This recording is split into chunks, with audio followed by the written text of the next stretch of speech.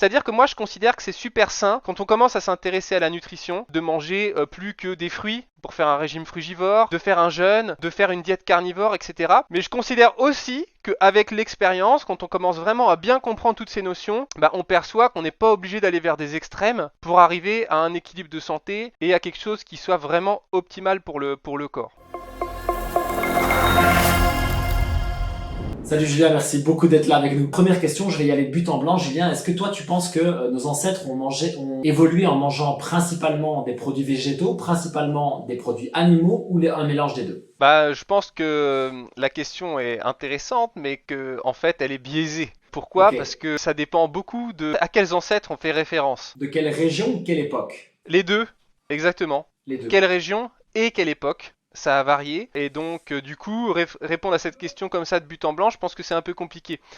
En fait, un moyen assez simple de comprendre pourquoi c'est compliqué, il suffit de faire une image nutritionnelle de la planète à un instant T. Par exemple, aujourd'hui, on sait à peu près comment mangent la plupart des gens sur la planète.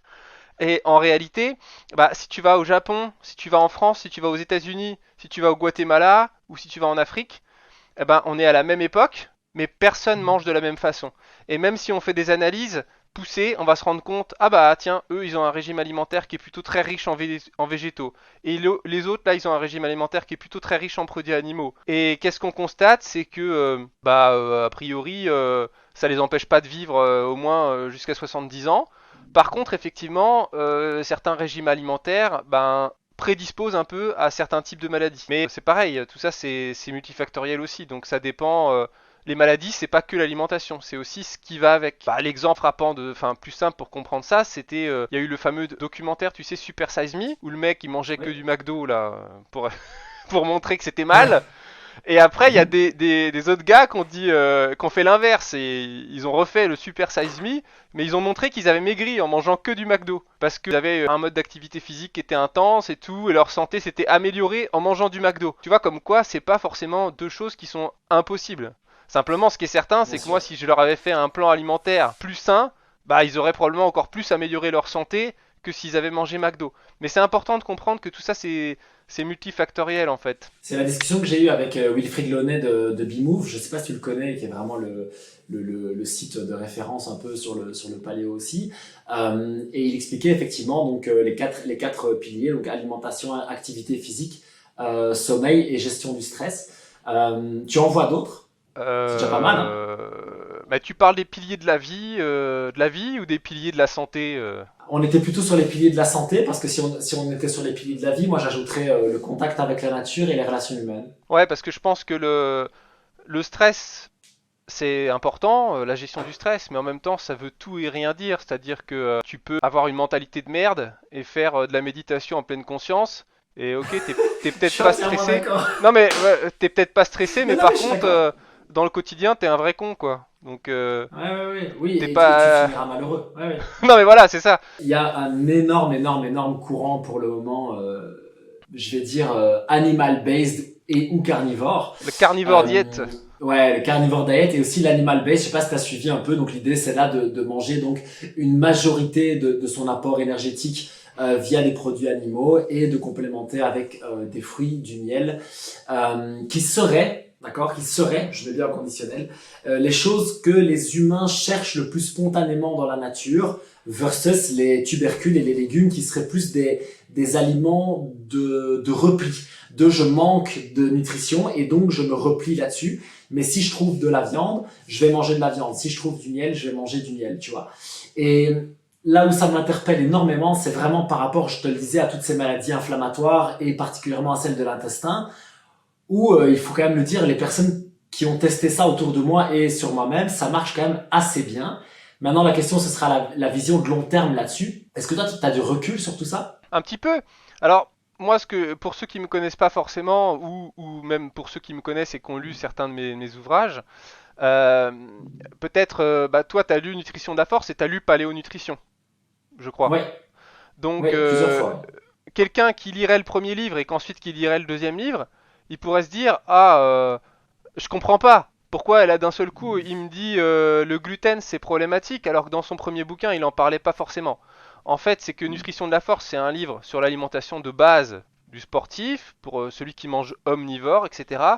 Et en fait, Paléonutrition, c'était un livre dont l'objet était de pousser la compréhension de l'évolution de l'alimentation chez l'être humain. Donc le but c'est d'aller chercher dans ce livre-là la petite bête, la compréhension technique de pourquoi ceci, pourquoi cela, etc. Mais c'est pas mes livres, c'est pas des comment dire, c'est pas des paroles d'évangile. Moi Non, bien sûr, je suis pas bien sûr. un curé, donc je prêche pas pour une paroisse nutritionnelle en fait. Moi, ce que je trouve intéressant, c'est la compréhension globale. Mais c'est vrai que quand on commence à se renseigner sur l'alimentation, et moi-même j'ai été comme ça, bah, c'est un peu comme en toute chose finalement. Euh, tout, tout apprentissage d'une notion passe par l'acquisition des extrêmes avant de revenir vers la modération. En fait, notre cerveau, il est fait comme Ouais, ça, tout tu à vois. fait. Tout C'est à fait. vraiment, mais même la société, elle est faite comme ça. C'est-à-dire, on va d'abord faire des privations de liberté de plus en plus sévères pour lutter contre, je sais pas moi, le Covid ou je sais pas trop quoi ou n'importe quoi, peu importe les époques, tu vois. Pour ensuite, à un moment donné, se rendre compte, de dire, non, mais en fait, là, on va trop loin. Ce qu'on fait, ça sert à rien. C'est déshumanisant. On respecte pas les droits de l'homme, etc. Et à un moment donné, voilà, il faut aller vers plus d'équilibre. Donc l'humanité, elle fait que ça, c'est-à-dire elle va dans un extrême, ensuite elle va dans l'autre extrême, et ensuite elle revient à un équilibre. C'est pour ça que tout mouvement extrémiste qu'il y a dans la société est utile en fait, même si on n'y adhère pas parce qu'il est effectivement extrémiste et en soi il est pas bon. Donc tu vois, t'as, je sais pas moi, le mouvement, il y a des véganes, parmi les véganes, t'as des véganes très extrémistes, tu vois, qui vont, je sais pas moi, faire des actions très discutables, etc., et qu'on peut trouver complètement stupides. Mais en soi, ils permettent de nourrir cette phase de l'extrême qui permet Hmm. ensuite aux hommes politiques ou aux gens de dire ouais mais non, ok, c'est sûr c'est pas bien les élevages industriels, mais on va pas se mettre à brûler tous les agriculteurs et les éleveurs sur la place publique. Non, ce qu'on va faire, c'est qu'on va mettre en place des nouveaux systèmes pour permettre un élevage un peu plus responsable. Et c'est en allant avec ces trucs-là qu'on fait qu'on arrive à aller vers la modération. Bah, la nutrition, c'est exactement pareil. C'est-à-dire que moi, je considère que c'est super sain quand on commence à s'intéresser à la nutrition de se mettre à un moment donné de manger plus que des fruits pour faire un régime frugivore, de faire un jeûne, de faire une diète carnivore, etc. Mais je considère aussi qu'avec l'expérience, quand on commence vraiment à bien comprendre toutes ces notions, bah, on perçoit qu'on n'est pas obligé d'aller vers des extrêmes pour arriver à un équilibre de santé et à quelque chose qui soit vraiment optimal pour le corps. Donc c'est un peu en cela que pour moi Ok, s'inscrit la diète carnivore et en fait la plupart des gens qui se renseignent sur internet sur l'alimentation, c'est pas des experts. Donc comme c'est pas des experts, ils ont tendance à aller vers ces extrêmes. C'est-à-dire ils vont suivre sur internet un gars qui leur dit bah oui moi j'ai trouvé la solution à tous les problèmes de santé, il faut boire que du jus de banane. Vous allez voir c'est extraordinaire, le jus de banane ça guérit tout. Vous pouvez en boire des litres et des litres, jamais vous allez grossir, vous serez jamais malade et tout. Et puis le mec, il a des arguments, il est super convaincant. Parce qu'en fait, c'est vrai que le jus de banane, il y a plein de vertus, je peux en trouver plein si je regarde techniquement, tu vois ce que je veux dire. Donc il Mhm, va te dire ça. mhm. Et puis il y en a un autre, lui, il va dire, moi j'ai mangé que du poulet pendant 465 jours, et c'est super, ma santé s'est améliorée et tout ça. Mais il n'y a pas la vision globale. C'est-à-dire, il n'y a pas de pourquoi est-ce que, en fait, qu'est-ce que tu as éliminé en mangeant que du poulet. Tu as apporté du poulet, mais tu as éliminé plein d'autres choses, en fait. Et il s'est passé plein de choses. C'est pas aussi simple que juste faire un petit changement. Et donc, moi, aujourd'hui, c'est un peu ça ma vision. Bon, c'est pas pour être prétentieux, mais j'ai un peu plus d'expérience, on va dire, et j'ai pratiqué beaucoup, donc j'ai plus une vision globale, et je suis pas forcément pour partir dans un extrême, mais j'adore analyser ce genre de trucs. Ok. Et du coup, toi aujourd'hui, donc en gros, ce que tu m'expliques, c'est que peut-être que par les passés, tu as aussi joué avec ces extrêmes, je sais pas. Mais du coup, aujourd'hui, tu as trouvé un équilibre, selon toi, un équilibre qui est à long terme, ou est-ce que tu fais évoluer encore ton alimentation maintenant? Non, j'ai plus un équilibre à long terme, je pense, aujourd'hui. Maintenant, enfin voilà, la nutrition, c'est aussi une science, donc c'est une science qui avance, c'est une science qui bouge, donc il se peut aussi que j'apprenne encore des nouvelles choses qui vont faire modifier des petites choses dans mon quotidien, parce que je considère que c'est intéressant. Mais globalement, oui, je suis plutôt sur un équilibre et un équilibre qui est vraiment pas mal. C'est-à-dire qu'aujourd'hui, je sais pas, par exemple, moi quand j'étais plus jeune, quand j'avais des problèmes d'intestin, des choses comme ça, je pouvais pas manger du chou, par exemple. Le chou, ça me, enfin, il y a plein de gens, le chou, ça les rend Ouais, malades. bien sûr, Ça leur donne des bien gaz, ça sûr. ramone, ça fait mal au ventre. Ben moi, je peux manger du chou comme un dingue maintenant, quoi. J'ai aucun problème à manger du chou. Et d'ailleurs, c'est super bon, c'est cool. J'adore une petite salade de Ouais. chou rouge. Mais avant, je pouvais pas. Et je me privais vraiment d'un plaisir. C'est quelque chose qui m'embêtait parce que je trouve ça vraiment très très bon. Et aujourd'hui, en fait, j'ai réparé mon corps, j'ai réparé mon intestin. Et du coup, il est aussi plus souple, quoi. C'est-à-dire que si je dois sortir avec des gens au restaurant, etc., et il y a un peu de gluten ou de choses comme ça, je peux en manger, je vais pas en ressentir d'effets négatifs en fait si c'est ponctuel. Voilà. J'ai pratiqué tous les régimes alimentaires possibles et imaginables que j'ai pu rencontrer parce que je trouvais ça intéressant. Donc j'ai fait le régime cétogène, j'ai fait du jeûne, j'ai fait du crudivorisme, j'ai fait du carnivore, j'ai fait du sans résidu, franchement j'ai tout fait je crois. Plus ou moins tout. Après, on peut discuter si tu veux. Mais j'ai tout Mhm. expérimenté, donc du coup, bah déjà, ça m'a beaucoup appris parce que l'expérimentation, c'est une autre dimension de de la notion. Si tu veux, toi, c'est un peu comme un gars Je suis qui d'accord. tu te parles de musculation, mais il en a jamais fait, quoi. Le mec, il t'explique comment il faut faire du soulevé de terre en ayant le dos rond. Ouais, mais le gars, il a jamais soulevé une barre. C'est peut-être intéressant ce qu'il raconte, mais en fait, si t'as jamais pratiqué, pour moi, tu manques toujours quelque chose, en fait. Et Je suis ta entièrement parole, d'accord. elle n'est pas vraiment confrontée à une réalité. Et par chance, tu peux dire des trucs 100% vrais, mais ça marche jamais jusqu'au bout, en fait. D'ailleurs, c'est pour ça que Mhm. les physiciens théoriques font, au bout d'un moment, ils disent, bon bah les mecs, là, à l'accélérateur de particules, il va falloir faire des tests, parce que moi j'ai découvert une nouvelle particule, mais bon, faudrait peut-être le prouver, quoi, tu vois. Sur le papier, elle existe, mais bon, est-ce qu'elle existe vraiment? En fait, on n'en sait rien. C'est un, c'est un peu Ouais. pareil, quoi. C'est ça. Et du coup, t'as soigné, alors ça m'intéresse vraiment beaucoup, hein. T'as soigné ton ventre, selon toi, parce que tu lui as probablement laissé le temps, tu as fait ce qu'il fallait pour, mais tu es parvenu à, comme tu dis, à le guérir, et maintenant, du coup, à être beaucoup plus flexible. Ça veut dire que, dis-moi si je suis dans le bon ou dans le faux, tu as peut-être une alimentation qui est à 80 à 90% santé, mais que si tu te permets d'avoir un écart, comme tu dis, d'aller au restaurant, de manger du gluten ou X ou Y ou Z, ton ventre, il va pouvoir le gérer et ça va bien se passer pour toi. Parce que c'est un beau Exactement. message d'espoir, hein, ça. Ça, c'est Ouais, un ouais, beau message d'espoir pour ceux qui, ouais. Parce il y en a, ça fait 15 ans qu'ils sont avec leur syndrome de l'intestin irritable et ils pensent qu'ils s'en sortiront jamais. ouais, Donc c'est alors, assez intéressant. ouais, mais c'est en même temps, c'est super compliqué. Tu vois, j'ai une salariée qui avait un syndrome de l'intestin irritable quand elle a commencé à travailler avec nous, et franchement, elle s'en sortait pas. Elle a fait tous les tests imaginables et tout. Elle était vraiment Hmm. détraquée du bide et tout. C'était super compliqué pour elle et tout ça. Et en plus, ce qui est pas évident, c'est que pour beaucoup de gens, si tu veux, c'est sociétal aussi. Ils ont une foi absolue en la médecine. Ce qui est bien, la médecine, super. Mais le problème, c'est Mais que pour la nutrition, c'est pas ouf quand même, hein. bah, il y a ça, mais c'est surtout que de façon générale, la médecine, c'est pas toi. C'est-à-dire que c'est quelqu'un d'autre que toi. Il n'est pas dans ton corps. Hmm. Il sent pas tout ce que tu peux sentir dans ton corps et il n'a pas la finesse d'analyse que tu peux avoir sur toi-même. Et il aura jamais la vision entièrement globale que tu peux avoir sur ton propre corps. Il y a des très bons médecins qui ont cette capacité à avoir une vision un peu globale et du coup à trouver des problèmes, à être, je dirais, de meilleurs médecins que d'autres mais c'est quelque chose qui n'est pas évident. Et pourquoi je dis ça? C'est parce que moi je considère que c'est toujours très important d'avoir aussi la propre analyse sur sa propre santé, sur son propre corps, justement en discussion avec son médecin ou grâce aux éléments que va apporter la médecine. Mais après, il faut aussi faire sa propre intégration et réfléchir de façon globale. Et en l'occurrence, pourquoi je parle de cette salariée? Eh ben, c'est parce que à partir du moment où elle a commencé à réfléchir un petit peu, elle a découvert, d'ailleurs presque par hasard, qu'en fait son syndrome de l'intestin irritable était dû à une seule chose qu'elle a supprimée. Et du jour au lendemain, tous ses problèmes se sont arrêtés, mais vraiment, le miracle. Waouh. Elle aurait pu aller à Lourdes, c'était pareil. Eh ben, vas-y, devine, qu'est-ce qu'elle a enlevé de son alimentation et qu'elle a remplacé par autre chose. Alors c'était un truc évident ou pas évident? Moi, j'ai jamais rencontré le cas. Donc pour moi, c'était pas évident. Alors, les tomates. Non. Parce que Ah, le zut, pire, j'ai tenté le truc. le pire, c'est que c'est pas vraiment un aliment. Ah, c'est un truc genre un complément alimentaire ou un truc comme ça? Non, Bon, là vas-y, je donne ma langue au chat.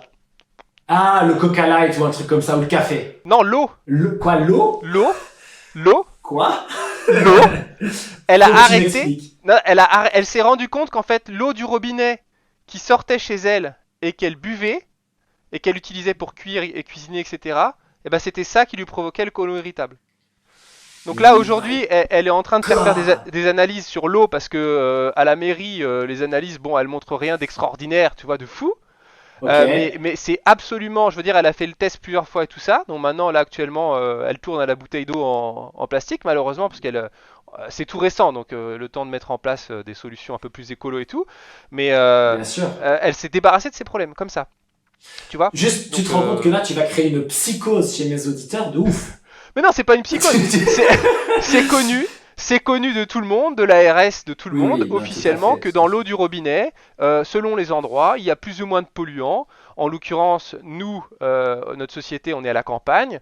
À la campagne, ben, il peut y avoir de l'eau de qualité, mais il peut aussi y avoir beaucoup d'intrants, c'est-à-dire des résidus de pesticides, de polluants, etc., qui sont laissés par les élevages, par l'agriculture, etc. Donc, là, l'hypothèse privilégiée.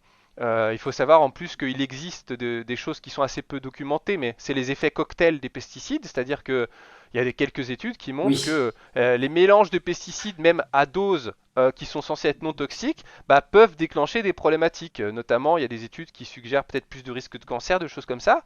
Mais du coup, ça serait pas aberrant que le côlon irritable soit aussi quelque chose c'est clair. qui soit en lien.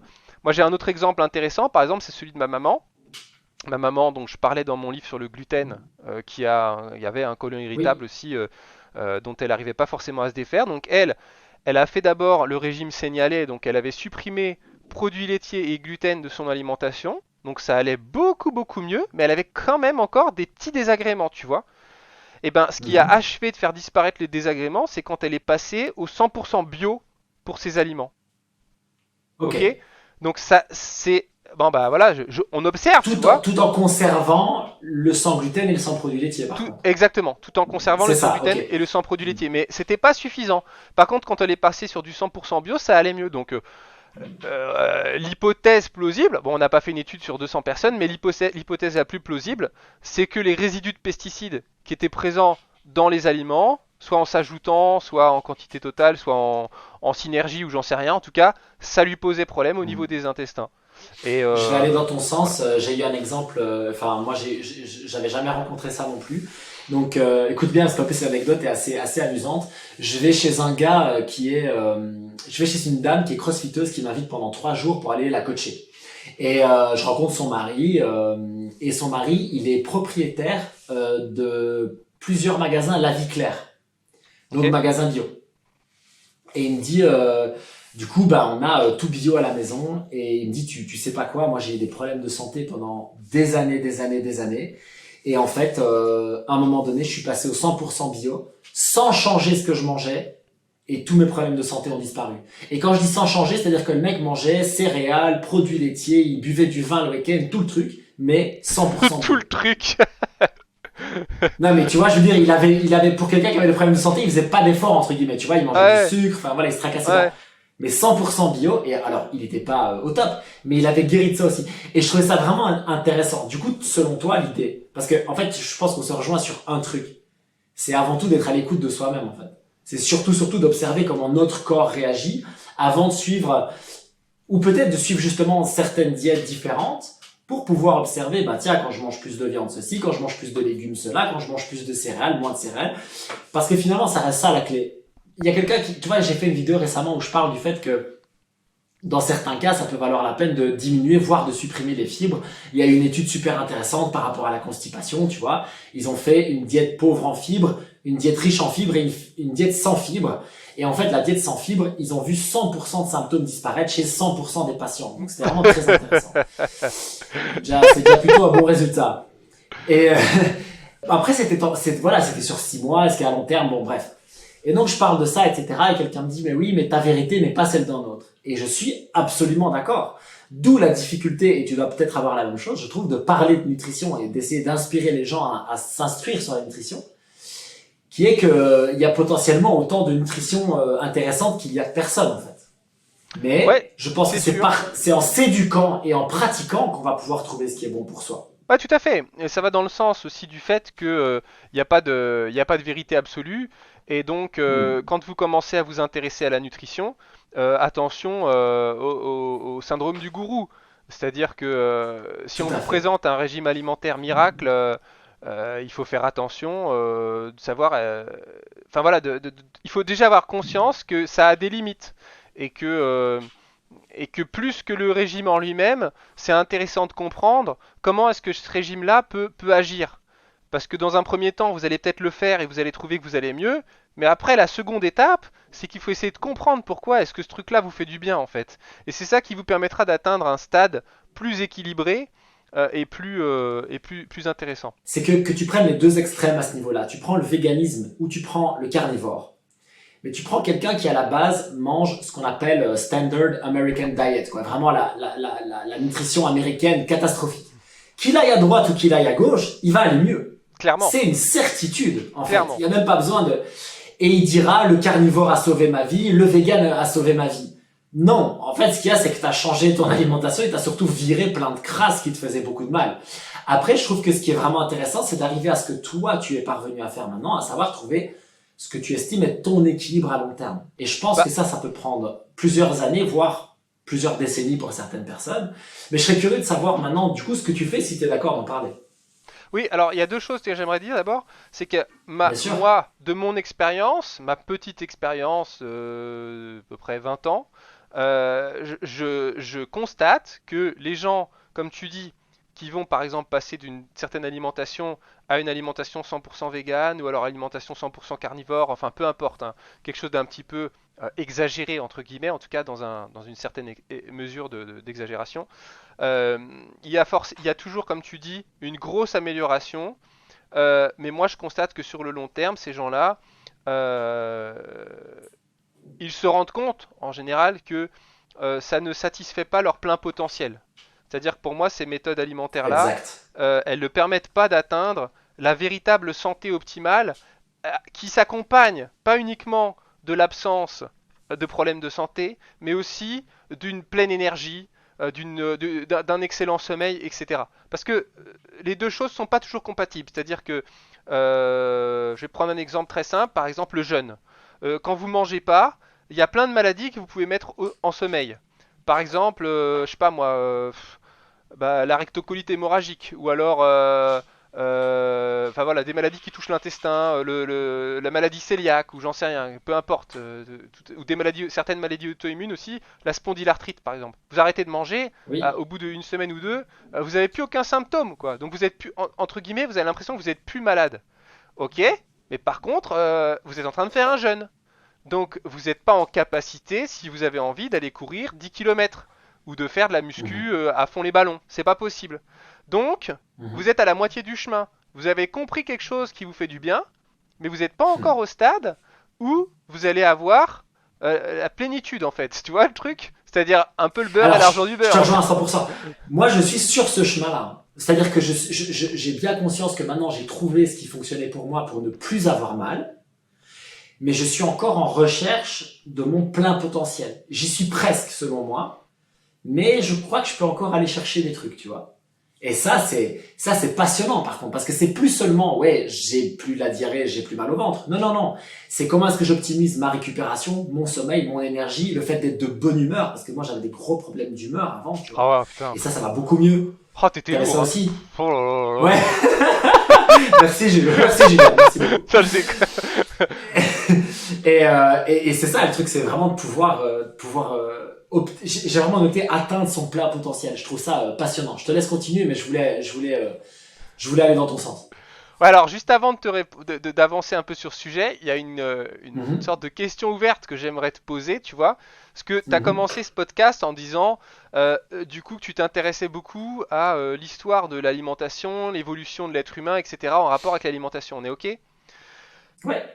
Donc la question que je te poserais, c'est est-ce que tu penses que nécessairement euh, revenir à une alimentation ancestrale, c'est aller euh, forcément dans la bonne direction? Est-ce que forcément revenir à une alimentation plus ancestrale, c'est mieux? Ma réponse, elle se répète en deux parties. La première, c'est si l'on compare ça à notre alimentation moderne actuelle, oui. Pour moi, il n'y a pas photo. Donc par rapport à ce qui est dans les supermarchés, etc. Ok. Après, potentiellement, il doit y avoir des besoins physiques qui sont différents, physiques et psychologiques. Quand je dis physique, c'est physiologique, qui sont différents à notre époque par rapport notamment à la sédentarité. Je pense que ça, c'est un sujet qui est très intéressant. Tu vois, ici, on observe beaucoup les dernières tribus chasseurs-cueilleurs qui existent. Et on se rend compte que parfois, ils ont des périodes où ils mangent énormément de glucides via les fruits et le miel. Et on dit oui, mais eux, ils n'ont pas de maladie de civilisation, ils n'ont pas de diabète, etc., etc. Je dis ouais, mais ils sont aussi debout toute la journée, en train de chasser, en train de ceci, en train de cela. Ils sont au soleil. La vie est pas la même, quoi. Alors, si tu vis dans ta boîte ou tu vois ici, enfin, je sais pas comment il fait chez toi, mais chez nous, on n'a pas vu le soleil depuis une semaine. Franchement, il commence à faire froid, c'est pas agréable du tout. Il est évident qu'on n'a pas les mêmes besoins ni les mêmes envies d'ailleurs que au mois de juin où on est tout le temps dehors au soleil en train de, tu vois, etc. Donc il y a ça, il y a le fait potentiellement que notre stimulation intellectuelle est différente. Je pense que quelqu'un qui va travailler 8 à 10 à 12 heures derrière un ordinateur versus quelqu'un qui va être sur un chantier versus quelqu'un qui va être dans la salle de sport 4 heures par jour, tout ça pour moi doit être différent. De manière générale, je ne sais pas si ancestral c'est le bon mot, je pense que par contre naturel ça l'est. Je pense que plus on peut s'approcher d'une alimentation qui est naturelle, mieux c'est. Après, je pense qu'on a aussi, et ça c'est des recherches que je fais actuellement qui me passionnent, c'est qu'on a aussi un potentiel génétique, un bagage, génétique qui est différent. Donc toi et moi, de toute évidence, on se ressemble plus que mon caméraman qui est juste derrière et qui est malgache. Il a vécu, grandi à Madagascar son enfance. Il a la peau foncée, voire très foncée. Et de toute évidence, on n'a pas le même patrimoine génétique et donc pas les mêmes ancêtres. Et donc peut-être que notre corps ne va pas réagir aux mêmes choses. Ça, je pense que c'est quelque chose aussi qui est intéressant à explorer. Eh ben oui, tout à fait. Moi, je voulais te poser cette question parce qu'effectivement, elle est intéressante. Dans le livre Paléonutrition, en fait, c'est la thèse de départ. La thèse de départ, c'est de dire, au Hmm. Paléolithique, bah, ils avaient beaucoup moins de maladies et en plus, contrairement à ce qu'on pense quand on n'y connaît rien, ils vivaient plutôt longtemps. Donc, Alors, s'il te plaît, parle de ça. Excuse-moi, mais s'il te plaît, parle de ça. Parce que tu peux pas savoir le nombre de centaines de commentaires. Oui, mais arrêtez avec ah, vos ancêtres ah oui, chasseurs-cueilleurs. Ils mourraient tous à 30 ans. non. Je n'en peux plus d'entendre ça. Donc, s'il te plaît, explique. Comme ça, je découperai ta vidéo et je la mettrai partout sur les réseaux sociaux. Ah bah, je me rappelle même plus de tête de tout le truc. Mais bon, Non, mais écoute. il y a pas mal d'analyses assez poussées là-dessus, si tu veux, qui montrent que au Paléolithique, ils vivaient quand même avec des espérances de vie qui étaient assez proches de la nôtre, c'est-à-dire qu'ils atteignaient assez facilement les 70 ans ou plus. La particularité, c'est que quand on parle du Paléolithique et qu'on parle d'espérance de vie, souvent les spécialistes on parle d'espérance de vie moyenne. Et en fait, on n'inclut pas dans le tas, effectivement, les décès qui étaient liés à des causes qu'on pourrait comment on pourrait les qualifier, bah en fait des causes non nutritionnelles, c'est-à-dire typiquement je veux dire au paléolithique une Un maman qui avait virus? voilà non virus c'est plutôt rare mais plutôt une bactérie par exemple, Oui, pardon, une bactérie. si Pardon. on est infecté par une bactérie et qu'on n'a pas d'antibiotiques, ben, si c'est une plaie externe, bon bah on peut bien la laver et espérer que ça se passe bien. Effectivement, avec du miel notamment, on peut avoir une action antibiotique et guérir. Donc ça c'est quelque chose qu'on faisait dans le passé. Mais s'il y a une propagation de la bactérie, une septicémie, bah on est cuit quoi. Il y a rien à faire. De même, on a beaucoup de données qui montrent que voilà, la science a apporté énormément plus de chance aux mamans et à leurs Hmm. bébés. Ça, Ouais. c'est une avancée indéniablement extraordinaire de la médecine, quoi. Je veux dire, en médecine, Fabuleuse. Le il y a- nombre de gens autour de nous qui auraient vu leur enfant ou la maman succomber sans la médecine actuelle, c'est incroyable. ah bah Incroyable. exactement. Bah moi, j'avais mon deuxième enfant au moment de l'accouchement, il s'était mis en travers et il avait déjà une semaine de retard, donc il n'y avait aucun autre choix que de faire une césarienne. Donc après, bon, c'est vrai aussi qu'à une époque, il y avait un peu plus de connaissances de certaines personnes pour faire bouger un bébé manuellement, pour essayer de le remettre correctement. Mais enfin, encore faut-il voir qu'il est en travers. Enfin voilà, Bien c'était une sûr. autre époque et c'était quand même associé à des risques plus importants de décès, ne serait-ce qu'avec le placenta qui n'est pas éjecté correctement, etc. Bon, il y a beaucoup de choses qui ont été des véritables progrès en termes d'hygiène aussi, en termes de choses comme ça, qui n'ont pas de rapport forcément avec l'utilisation de médicaments en fait. C'est l'utilisation de Ok. soins, de Se laver les chirurgie, mains. voilà, exactement, tous ces Ouais. trucs-là. Ça, c'est des choses Mhm. qui sont très importantes.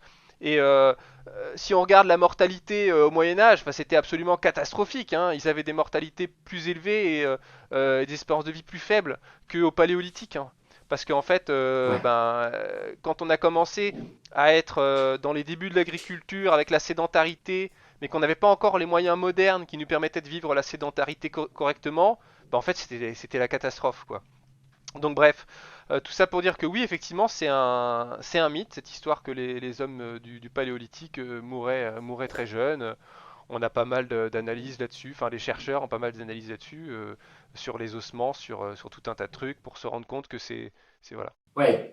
Et donc tu nous parlais du postulat de base de paléonutrition qui disait que a priori ils avaient moins de santé et ils vivaient quasiment aussi longtemps que nous.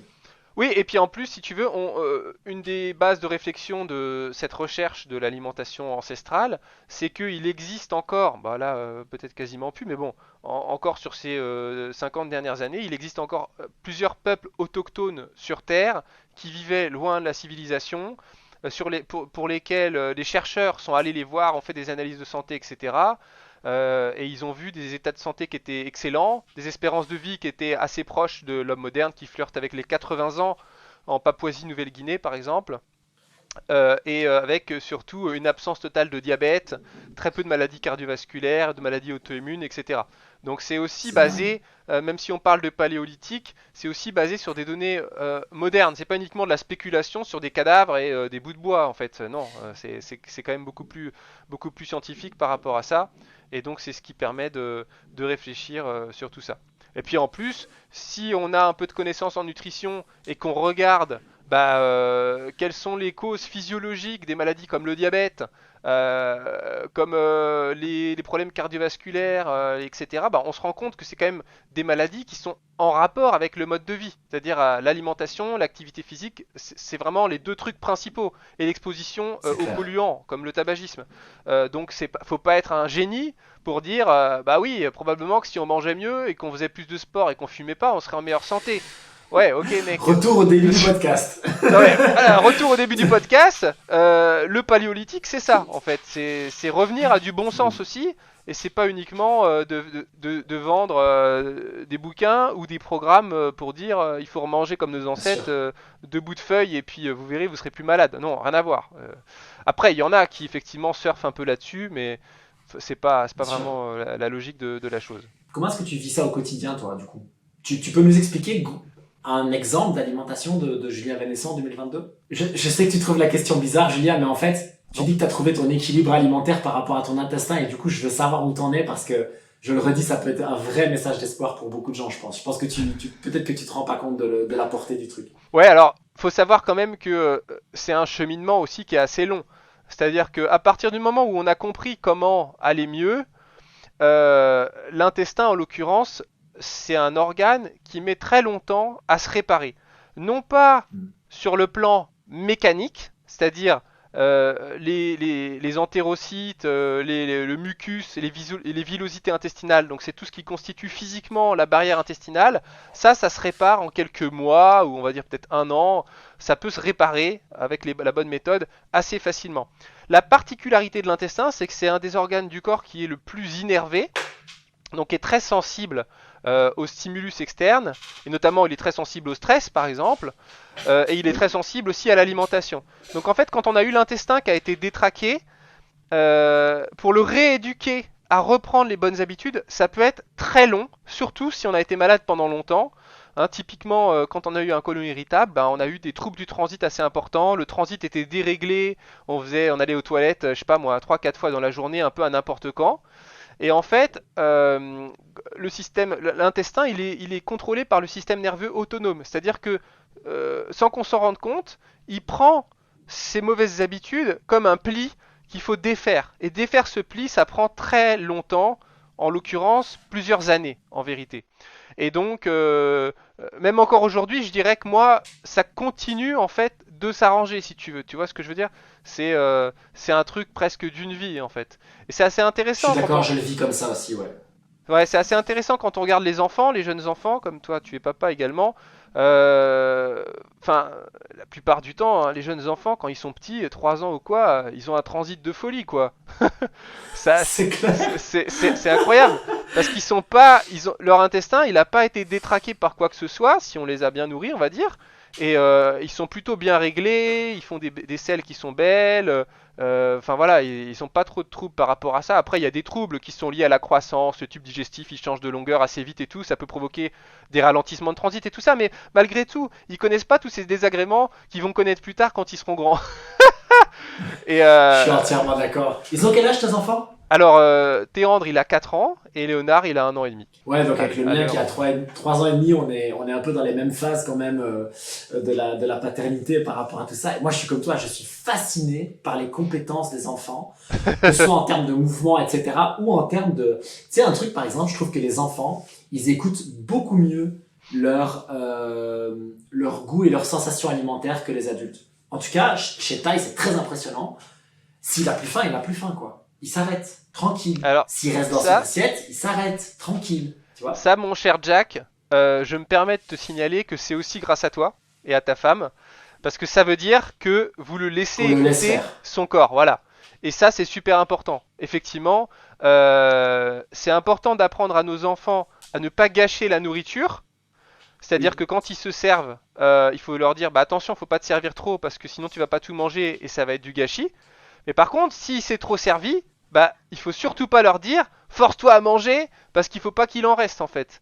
Ça c'est pas une bonne attitude parce qu'effectivement ça perturbe son signal de la faim et c'est bête hein, mais tout petit tu vois c'est des trucs qui s'intègrent et puis après qui restent pendant longtemps. Donc Je c'est suis grâce à entièrement lui mais c'est d'accord. aussi grâce à vous. Merci. Et du coup, tu ne as toujours pas dit ce que tu manges. Non j'ai pas eu le temps. Écoute Je sais, je on dirais n'arrête que pas de parler dans tous les sens. ça dépend vraiment du coup. En fait, par rapport à avant, où j'étais un peu, on va dire, plus en phase de réparation de mon intestin, moi, aujourd'hui, ça dépend beaucoup si je suis en vacances, si je suis avec les enfants, si je suis tout seul, si je fais du sport, etc. Bon, voilà, ça va dépendre. On va dire que grosso merdo, mon petit déjeuner, ça va varier entre des petites tartines de pain de sarrasin, 100% sarrasin, avec beurre, miel, tout bio, bien sûr, café, ça c'est le mode rapide. Sinon, si on a un peu plus de temps, ça va être une sorte de porridge un petit peu sans gluten, avec un mélange flocon d'avoine sans gluten, flocon de sarrasin sans gluten, cuit comme ça un petit peu avec de l'eau. Éventuellement, un petit peu de protéines en poudre pour rajouter un peu de protéines, ou alors un œuf au plat à côté par exemple. Et puis, pareil, enfin, avec mes enfants, ils aiment bien. On mange le porridge avec du miel qu'on mélange un petit peu et voilà pour faire un truc sympa et café. Donc là, c'est plutôt être un genre de petit déjeuner, tu vois. Les quantités, tout ça, ça va varier en fonction de l'activité, ce que je fais, de la faim, etc. Le midi, très souvent, comme je travaille, c'est vraiment en mode super rapide. Donc ça va être du riz basmati. Souvent, je fais un mélange. Maintenant, je fais un mélange de riz basmati blanc et de riz basmati demi-complet avec des sardines en boîte, du maquereau en boîte. Enfin, un truc enfin, rapide, efficace. Et pas de légumes le midi, j'ai pas le temps. Hop, en général, c'est comme ça. Puis ça peut être aussi des restes du dîner du soir. S'il reste un peu de légumes ou quoi, je vais réchauffer. Parfois, je fais un mélange de riz basmati et lentilles corail, par exemple, comme source Hmm. de glucides. Ou alors un mélange de riz basmati et graines de sarrasin entières. C'est pas mal aussi, c'est assez bon. Globalement, le midi, je mange beaucoup de glucides. Moi, je fais partie des gens qui, pour le métabolisme, ont besoin de manger beaucoup de glucides. Je suis pas du tout, c'est-à-dire, enfin, je peux manger, hein, diète cétogène et tout ça, j'ai déjà fait, hein, mais je suis pas au niveau de l'énergie, je serai jamais au top. Moi, je brûle du sucre comme un dingue, quoi. Je grossis pas et Ok. voilà. Métabolisme, Ah, c'est comme ça. intéressant ça. Ok. Ensuite, le goûter, ça dépend, mais toujours en général une banane pour commencer. Et après, ça peut être un mélange d'oléagineux, genre noisettes, noix de cajou, des choses comme Mhm. ça. Si je suis avec les enfants en voiture, bah, par exemple, on parlait justement de gluten, bah, ça peut être effectivement certains gâteaux, des petits gâteaux qui peuvent être pour les enfants, peu importe hein, le type de gâteau en fait, mais qui sont à base de blé en général. Cela dit, j'aime bien acheter des petites galettes de sarrasin aussi, il y a pas que du blé. Ouais. C'est aussi pour le goût en fait, parce que je trouve que le blé c'est une céréale qui est assez fade. Je trouve que c'est pas la plus intéressante, qu'on va dire. Et puis après Mhm. le soir, nous c'est le moment où on cuisine en famille, où on fait plus un... C'est marrant parce que du coup, on n'est pas du tout dans le truc petit déjeuner de roi, déjeuner truc et petit dîner. Nous c'est l'inverse. Le Ah, dîner moi, en général c'est le plus c'est gros. pareil chez nous. Ouais, c'est pareil chez nous. C'est le plus gros et là on cuisine. Alors là on fait plein de légumes. En général, je fais toujours des petites crudités. Bah, chou rouge carotte, c'est un peu mon chou rouge crudité de chou rouge et de carotte, c'est un peu mon truc fétiche avec salade verte. Là on adore ça. Puis après, je peux faire un peu de, par exemple, un peu de patates douces cuites à la vapeur avec un petit peu de riz et puis un petit peu de poisson surgelé frais, enfin nature quoi, normal.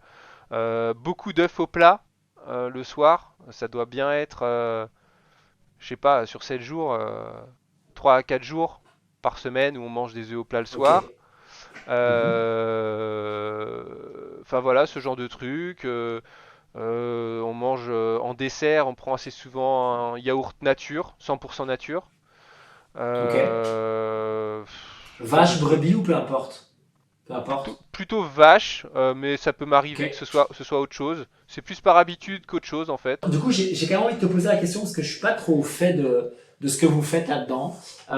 Nateos, ce sont des compléments alimentaires pour enfants. Et je pense que ça court pas quand même les rues. C'est quoi le projet derrière? Parce qu'en tant que parent, ça m'intéresse beaucoup. Bah, nous, en tant que parents, quand on s'est mis à vouloir donner un peu de compléments alimentaires à nos enfants, bah, on a été confronté à un problème, c'est que les produits pour adultes, les dosages sont pas adaptés, les galéniques sont pas adaptés. C'est-à-dire que les gélules, bah, quand l'enfant il est petit, il a, je Ouais. sais pas, 4 ans, c'est pas possible quoi, enfin Ouais. ça va pas. Les dosages aussi c'est assez important. Puis voilà, après, nous on s'est rendu compte que pour nos propres enfants, bah, il y a des petits moments où ils ont besoin d'un petit coup de pouce de produits pour enfants, par exemple pour les aider à se détendre, pour compenser une alimentation quand elle n'est pas suffisamment qualitative, parce que tous les enfants mangent pas très bien. En plus, les enfants, Bien sûr. ils ont des phases où ils vont faire un peu de néophobie alimentaire, ou alors ils vont faire ils vont se concentrer sur un aliment. Enfin, moi, j'avais une période, mon fils, il mangeait que des bananes, et c'était un truc de malade. Il en mangeait une dizaine dans la journée, quoi. Et non, non, Ok. mais vraiment. Et je disais, waouh, bah dis donc, il va pas manquer de potassium. mais Ça, c'est bon. Mais par non, contre, le mais reste, ouais, il va voilà, c'est manquer des ça. trucs. Bon, après ça, c'est pas un Hmm. exemple trop compliqué, mais t'as des enfants, à un moment donné, ils mangent que des pâtes ou ils mangent que des gâteaux, et Oui. c'est compliqué, tu vois, pour les parents. Ouais, ouais. Et donc le but, c'est aussi pas qu'ils tombent malades, tu vois. Donc voilà, évidemment, il y a la fameuse vitamine D dont ils ont tous besoin. Et puis, bah, nous, en tant que parents, en fait, on trouvait que ça avait du sens de faire des produits pour enfants. Donc on a décidé qu'on allait le faire, tout simplement. Et aujourd'hui, bah, voilà, il y a pas mal de parents qui utilisent cette marque. On est distribué aussi dans des pharmacies. C'est des produits qui plaisent bien, qui sont super qualitatifs et qui se démarquent aussi. Effectivement, il n'y a pas grand-chose aujourd'hui en complément pour enfants.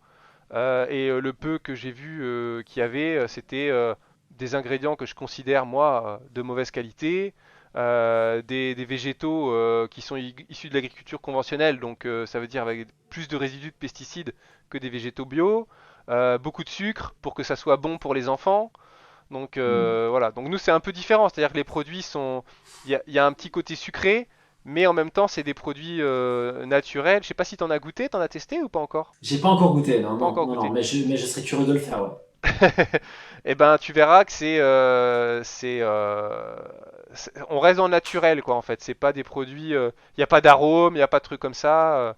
Et donc, Ouais, voilà. tu as pris en fait, tu as pris vraiment, j'ai l'impression que tu as pris ce que tu as fait avec Unai pour les Ouais, c'est adultes, ça. c'est-à-dire dire, il manque des choses de qualité sur le marché, j'ai envie de prendre des meilleurs compléments alimentaires, donc je vais faire des meilleurs compléments alimentaires, et pareil pour mes enfants, en fait.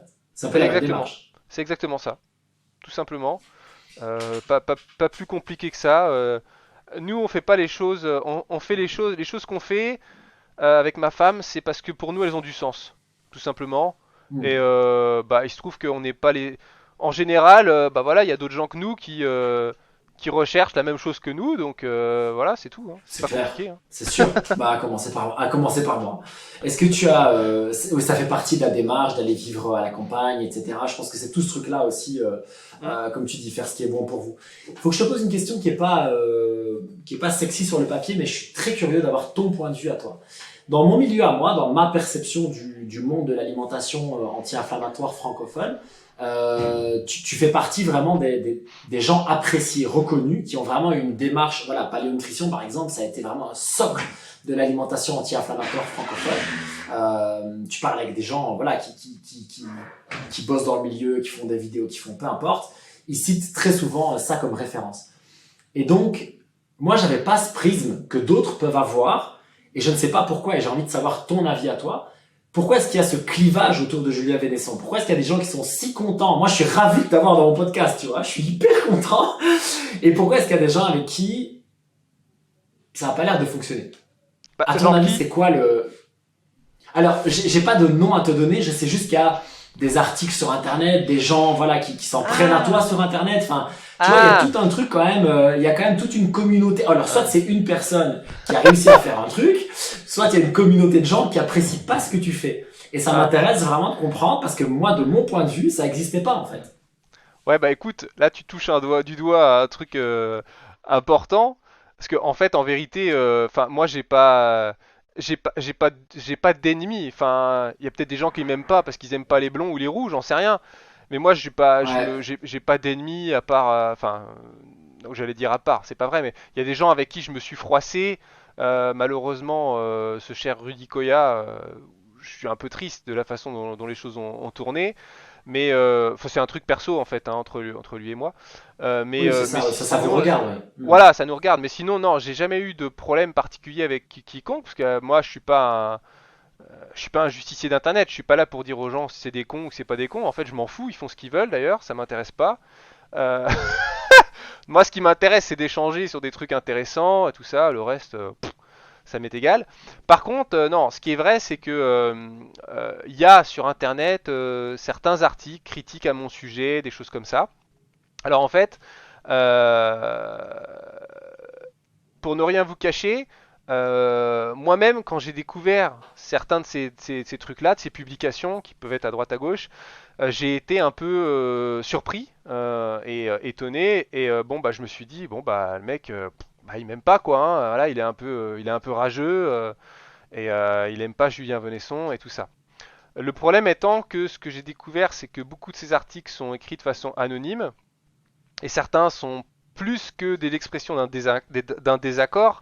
C'est vraiment uniquement, si tu veux, pour salir mon image. Voilà, il va me présenter le mec comme un escroc qui dit que je sais pas, je vais utiliser des ingrédients venus de Chine, ce qui est faux, je sais pas moi, des emballages en plastique alors qu'il n'y a pas de plastique, enfin tu vois, des trucs N'importe quoi. comme Ouais. ça. Mhm, mhm. En fait, il faut savoir que moi, depuis que j'ai lancé Unae, donc c'est début 2019, moi je suis victime de cyberharcèlement en fait. Donc il y a le cyberharcèlement visible que vous pouvez voir dans certains articles, qui est assez voilà, et il y a du cyberharcèlement invisible. J'ai été victime d'usurpation d'identité, de tentatives de piratage, de choses comme ça. Et en fait, j'en parle pas trop sur les réseaux sociaux. J'ai commencé à dire en fait cet été que j'allais arrêter de me taire sur ce sujet. Mais en fait, après discussion avec mon avocat, il va falloir entendre encore un peu pour que je vous balance toute la sauce. Mais en fait, Ok. non, mais en fait, si tu veux, moi, il y a certaines choses qui sont faites contre moi depuis que j'ai lancé Unae et en fait qui sont orchestrées par un concurrent du domaine des compléments alimentaires et Ah, ouais, ouais, et qui a mis beaucoup de moyens pour essayer de me tuer, quoi, en fait, tu vois. c'est quelque chose que tu avais déjà vécu du temps de tes bouquins, ça, ou c'est vraiment depuis Non, Unai? non, non, j'ai jamais vécu ça nulle part en fait. Avec mes bouquins, je peux voir des gens, comme je te dis, tu vois, comme on vient de dire, qui expriment leur désaccord. Donc ils vont dire, ouais, je Hmm. sais pas moi, ouais, Venesson, c'est un ayatollah du gluten, c'est ridicule, tu vois, des gens comme ça. Ouais, Ouais, ok. c'est pas un Ouais, pas de problème, tu vois. problème. Mhm. Mais après, de diffuser des fausses informations sur moi, de dire que, je sais pas moi, que je suis autoproclamé ceci ou cela, ou j'en sais rien, tout ça c'est faux, tu vois. Et donc tu peux pas faire tout ça. Et bon bah je vais pas donner des détails plus que ça, mais si tu veux, il y a des choses vraiment Non, non, difficiles qui ont bien pu être sûr. dites sur nous et sur notre famille. Et ça a été difficile parce que ma femme, elle a été enceinte aussi. Enfin, tu vois, Unae, il est arrivé en même temps que mon premier enfant. Et puis Bien sûr. après, bah, ma femme, elle a eu un deuxième enfant et donc ça a été difficile, les procédures judiciaires. Bon, voilà, enfin, bon, c'est compliqué. C'est compliqué. C'est pas Ouais, mais facile. C'est pas facile, mais ça fait partie c'est chaud quand malheureusement de même. l'exposition publique, quoi. Ouais, mais donc là, ça veut dire que si avec les bouquins, c'est pas arrivé et que ça arrive avec Unai, c'est que c'est juste, excuse-moi, mais c'est juste une histoire de pognon, en fait. Bah oui, Ouais, c'est ça. évidemment. Non, en fait, tu sais, la plupart des gens, ils sont naïfs. Je dis pas ça méchamment, mais beaucoup de gens pensent que dans le domaine de la santé, tu as, c'est une vision un peu manichéenne. Il y en a qui disent, ils pensent dans leur tête, ils disent, ah, il y a les méchants laboratoires pharmaceutiques, ils veulent nous vendre leurs médicaments qui servent à rien très cher pour se faire plein de pognon, et à côté, il y a les gentils vendeurs de plantes qui sont là pour nous proposer des remèdes naturels qui nous font du bien. Et c'est tout gentil parce que comme c'est des plantes, en plus il n'y a pas d'effet secondaire, c'est que super, tu vois. Et limite les mecs, tu les écoutes, c'est le cœur sur la main, ils vont te donner tout quoi. Mais ça n'a rien à voir en fait. C'est des entreprises lucratives dans tous les cas. De toute façon, une entreprise par essence, elle doit faire vivre des salariés, elle doit faire des investissements, elle doit construire des bâtiments, elle doit rembourser des crédits et ceci et cela, tu vois. Et donc il y a Mhm. forcément une question d'argent, et c'est pas anormal qu'une société gagne de l'argent, mais effectivement, tu as des gens qui pensent aujourd'hui que Internet est une zone de non-droit, et qu'on peut faire n'importe quoi, et que le meilleur moyen de réussir, c'est de dénigrer ses concurrents. Mais malheureusement, non, les mecs, hein, je suis désolé de vous le dire, pas comme ça que ça marche. Et même si Internet, on peut faire beaucoup n'importe quoi parce que c'est tellement vaste que effectivement la justice manque un peu de prise. Quand on commence vraiment à faire n'importe quoi et à mettre en Mhm. danger aussi la santé du public, bah à un moment donné, le coup près tombe. Il faut pas s'en étonner, quoi. Comment est-ce qu'avec votre famille, enfin, comment est-ce que vous êtes restés soudés au travers de ça? Parce que ça a dû être vraiment dur, non? C'est parce que vous êtes vraiment proche avec ta femme et que ça a fonctionné, parce que ça doit être chaud. Bah, on a eu, enfin, surtout moi, j'ai eu pas mal d'insomnie, à vrai dire.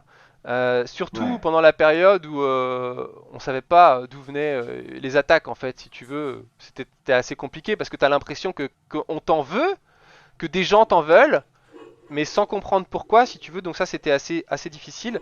Après, ce qu'il faut se dire, si tu veux, c'est que si tu veux, si tu fais de la merde dans la vie, en fait, personne parle de toi, en fait. Les gens, ils s'en fichent de ce que tu fais, tu vois. Par contre, quand tu fais des choses bien, bah oui, là, t'as des gens qui sont jaloux, t'as des gens qui expriment leur haine envers toi, en fait. Donc, d'une certaine manière, c'est presque une récompense que ces Mais gens-là c'est vrai, hein. deviennent obsédés au point de vouloir faire tout ça sur moi. C'est un moyen de reconnaître que ce que je fais, bah, je le fais bien, et je les en remercie. Mais j'avoue que si je pouvais m'en passer, Ouais. c'est Denzel Washington qui disait si si ce que tu fais c'est mal, le diable t'ignore. Le diable il dit mais laissez-le tranquille, tout va bien, laissez-le tranquille qu'il continue. Alors que si vous faites des choses bien, le diable s'attaque à toi. Il veut te mettre des bâtons dans les Mhm. roues. Bah franchement c'est un peu la même chose. Donc faut le prendre avec philosophie aussi, tu vois. Moi comme je l'ai dit, en fait je suis un spécialiste de l'alimentation, mais toujours quelque chose que tu sais, j'ai toujours expliqué, je suis un pur autodidacte. Et effectivement, si demain je dois devenir électricien, ça me dérangera pas, en fait, je serai pas malheureux, tu vois. Mais aujourd'hui, voilà, c'est ma passion, la nutrition, donc je l'utilise, je l'exploite, j'aide aussi d'autres gens à se former avec moi, tu vois. Je fais un écosystème qui a du sens, qui essaye d'aider aussi les gens de différentes manières, que ça soit avec de la connaissance gratuite sur mon blog ou avec des produits qui sont payants, parce que c'est des produits, il faut bien les fabriquer aussi, tu vois. Mais en gros, c'est ça. Est-ce que, euh, est-ce que Unai a comme ambition de se démarquer dans les produits alimentaires vraiment pour sportifs ou pas du tout? Non. Unae a pas vocation de faire des produits spécifiques pour sportifs, parce que je pense que c'est pas l'ADN de la marque. Hmm. Nous, on est. En fait, le but d'Unae, ça a toujours été de proposer pas beaucoup de compléments alimentaires, les compléments alimentaires vraiment utiles, tu vois, les trucs que quasiment tout le monde a besoin, genre, bah, par exemple, il en manque quelques-uns en fait de ces compléments indispensables. Là, excusez-moi, j'ai un appel. Là, dans quelques semaines, enfin assez rapidement, on a un complément alimentaire, un nouveau complément alimentaire de fer. C'est un fer de nouvelle génération qui est super, qui provoque pas de troubles digestifs, qui est super efficace. Et le nombre de femmes qui manquent de fer et qui ont des problèmes avec ça parce que leur fer il remonte pas bien, parce qu'elles ont mal au ventre, parce que ceci, parce que cela. Donc on a mis très longtemps à développer ce produit pour proposer quelque chose de bien, mais ça fait partie, je considère, des essentiels de la vie d'avoir du fer. Toi, quasiment toute femme qui est en âge de procréer a besoin de fer à un moment donné dans sa vie, donc c'est un produit qu'on propose. Et donc voilà, nous on est concentré sur des produits qu'on considère utiles, mais on n'a pas du tout vocation à faire 250 références de produits, où là on est beaucoup plus dans la démarche financière, effectivement, de dire bah voilà, les gens ils veulent acheter ceci, ils veulent acheter cela, alors on leur propose pour leur vendre, tu vois, demain matin ils veulent acheter du caca, on leur met en gélule et Ouais. on leur vend. Moi ça m'intéresse pas quoi. Mais même les deux, trois, allez, je vais dire, je sais pas, moi en tant que sportif par exemple, je serais content d'avoir peut-être de la glycine d'un côté, peut-être d'avoir de la créatine de l'autre, tu vois, tous ces Ah trucs-là, oui, c'est pas quelque chose que vous voulez proposer, tu vois. non, c'est pas prévu. Je dis pas que Unae est parfait et que ça répond à tous les besoins, mais Hmm. en tout cas dans la philosophie de base, aujourd'hui c'est pas prévu. Alors attention, moi je trouve ça très bien. Je te challenge juste là-dessus parce que voilà, moi j'ai vraiment les deux casquettes. J'ai vraiment la casquette où j'ai vraiment envie d'avoir une alimentation naturelle et équilibrée. Et tu parles d'équifère et c'est génial parce que je pense que ma femme est en train de faire une carence en fer pour le moment vu ses symptômes. Donc c'est absolument excellent que vous sortiez ça parce que en plus c'est très difficile de trouver des compléments en fer qui soient soit de qualité, soit digestes. Parce que c'est ça aussi, comme tu le dis, c'est très très difficile. Et par l'alimentation, ça reste difficile à combler. Hein, parce qu'en plus, la petite anecdote, c'est que ma femme, elle est allergique au bœuf, aux protéines de Ok, bœuf. ok. Et donc, tu sais, trouver le fer, ça devient pas évident. Du coup, je serais très content de ça. Mais voilà, je te posais la question parce que c'est vrai que certains, tu sais, moi, on me demande souvent des références, etc. Donc, je renvoie 95% du temps chez Unae, puis de temps en temps, typiquement une créatine, vous l'avez pas, donc je renvoie ailleurs, quoi, tu vois. Ouais, bien sûr, c'est normal. Ah, tu sais, C'était pour ne ça rien te la cacher, question. nous, quand on nous écrit au service client et qu'on nous demande un complément alimentaire qu'on n'a pas, si nous, on considère que ce produit-là, il sert vraiment à rien, on le dit. Et si on considère qu'il est utile mais qu'on l'a pas, ben, on conseille d'aller l'acheter ailleurs, en fait. Mais moi, je C'est vois pas de bien. mal avec ça, en fait. C'est pas... Bien sûr. contrairement à ceux qui passent leur temps à me dénigrer, là, ou à s'attaquer à moi, moi, je considère pas que la concurrence, ce soit quelque chose de mauvais, en fait, tu vois. La concurrence, c'est même parfois quelque chose de bénéfique. Je vends, par exemple, je sais pas, dans le domaine de la nutrition, il y a plein d'auteurs en nutrition qui écrivent des trucs. C'est pas parce qu'il y en a plein que toi tu peux pas sortir un bon livre qui va se vendre en fait et qui va apporter quelque chose de plus, quelque chose de nouveau et qui sera intéressant. Ça n'a rien à voir en fait. Sinon il y aurait que une seule personne qui serait à la tête de toutes les connaissances en nutrition et puis qu'une seule personne qui serait à la tête de la grande entreprise de compléments alimentaires. Ça marche peut-être pour Apple, mais pour le reste, non. Et encore, Apple, ça se discute. Malheureusement, ça marche un peu trop bien pour Apple, mais effectivement, la concurrence est plutôt bénéfique. C'est moi, c'est comme quand j'ai quelqu'un qui vient chez moi et qui me dit ouais, j'ai envie de faire de la muscu tout seul dans mon coin. Je dis bah écoute, il y a un Basic Fit à 500 mètres. Je dis va là-bas, c'est pas ça nous qu'on fait dans notre salle de CrossFit où on a envie de te coacher, on a envie de t'accompagner, etc., etc. Je trouve ça Oui, très puis bien. Je trouve que c'est une démarche très saine en fait. en plus, ce qui est intéressant, c'est que quand on a affaire entre entrepreneurs ou entre sociétés, entre gens de bonne intelligence qui ont compris ce genre de truc, c'est gagnant-gagnant. C'est-à-dire que Bien sûr. si tu as un concurrent, bah, prends ton exemple, le mec, tu lui dis, bah écoute, moi je pense pour toi le mieux c'est d'aller chez Basic Fit. Ok, super. Chez Basic Fit, s'il y a le pendant de Jack et que le mec il est pas stupide, il y a un client qui vient le voir et qui lui dit, ouais, moi ce que j'aimerais quelque chose d'un peu plus fonctionnel, avec un esprit d'équipe et tout. Bah, le mec de Basic Fit, il dit, écoute, super, j'ai mon pote Jack, il est à côté, vas-y, parce que ce qu'il fait, c'est trop bien. Et en fait, C'est ça. qui est perdant dans cette affaire en fait? Personne. Tout le monde est gagnant. Jacques, il a gagné un client, Basic Fit, il a gagné un client, et les deux clients, ils sont plus contents que s'ils n'étaient pas C'est allés ça. chez la bonne personne en C'est fait. ça. Enfin, tu vois, je veux dire, c'est exactement ça. Ouais, je te rejoins à 100%. Du coup, là maintenant, tu as ce fameux Julien Vénesson Média dont on se réjouit. Tu bosses sur Unai, sur Nateos. T'as d'autres gros projets là dans les bacs, par exemple, tu prévois de réécrire un bouquin ou j'en sais rien, ou c'est un secret? Alors, pour rien te cacher, j'ai plusieurs contrats de bouquins avec mon éditeur. Le problème, c'est le manque de Ok, temps. Donc ouais. oui, il y a du projet de bouquin. Ah, il y a quelques projets dans les cartons, mais malheureusement, Jack, va falloir me réinviter. Écoute, ce sera vraiment un plaisir. Franchement, ce sera vraiment un grand plaisir. Je sais qu'en plus tu vas devoir y aller, donc c'était très Ouais, cool. Euh, du coup, dis-moi juste, les gens ils peuvent te retrouver principalement sur unae.fr et julienvenesson.fr, c'est bien ça? bah, sur Unai, vous n'allez pas me retrouver en personne, mais Non, bon, en tout cas, non. si vous voulez tester des compléments alimentaires de haute qualité, bah, vous pouvez effectivement aller sur Unai. Me retrouver moi bah, sur les réseaux sociaux, Facebook, Instagram, et puis à mon site internet, julienvenesson.fr pour suivre tous les actus. Mais bon, je publie, quand je fais un article, je le partage sur les réseaux sociaux, donc si vous me suivez sur un réseau, vous allez me retrouver, quoi. Ok. Donc plutôt Facebook, Instagram. De toute façon, je mettrai tous tes liens Ouais. dans la description, comme ça les gens pourront te suivre. C'est très très cool. Merci Julien, c'était vraiment un bon moment. Je te remercie pour tous ces insights passionnants. Merci à toi. Et faudra qu'on parle de la diète carnivore la prochaine fois parce qu'on a été un peu juste là niveau timing. C'est vrai, et en plus, je crois que je vais continuer à me renseigner, donc on en parlera un peu plus en détail, ce sera très cool. Ok. Thanks. À bientôt.